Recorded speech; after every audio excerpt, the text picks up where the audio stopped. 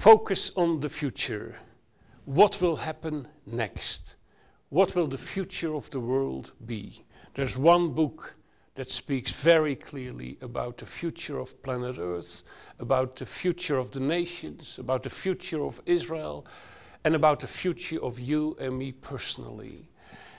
The Bible speaks about wars in the end time, coming more and more to the Middle East.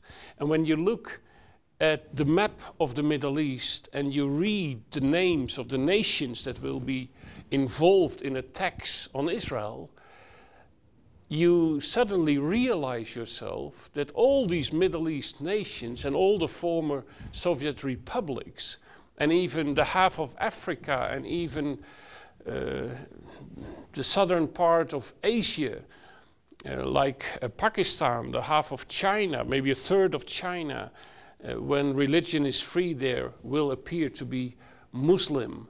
Malaysia, Indonesia, also deeply penetrated in Europe. And more people wonder when they hear about jihad, holy war, waged against others to establish Islam all over the world, because the Quran promised it. By mouth of Muhammad, he said, one day the whole world will be under Allah. And now when you read these prophecies of the Bible and you hear about these attacks and you realize that many of these nations today are Muslim nations, does it mean that we can expect a great jihad war towards Israel in the Middle East? Well, that might be the case. But let's first realize what the problem is in the Middle East.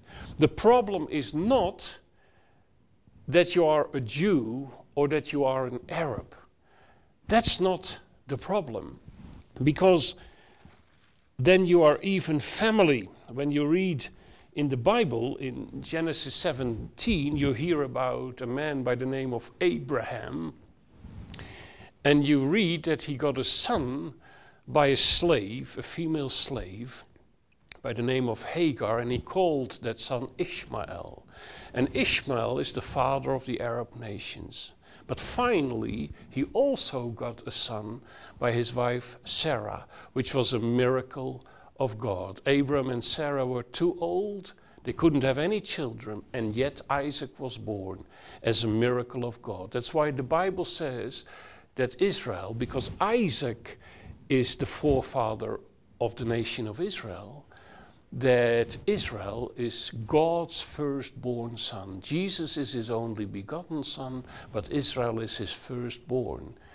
Now, between Ishmael and Isaac, one day God appears to Abram and says, you will have a son, and you will call him Isaac, and I will make my covenant with this boy.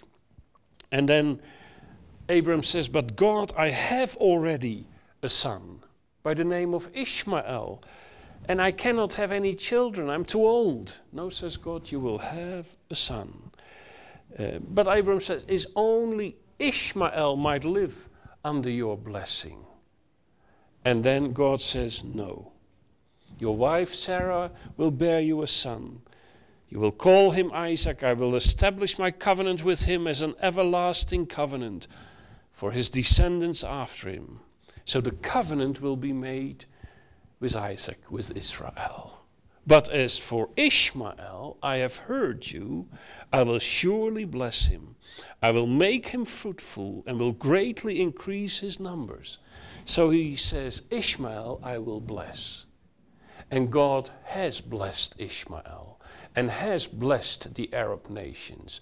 Today there are 300-400 million Arabs living in a huge area of land with a lot of oil. They're so powerful they can choke the economy of the world if they like.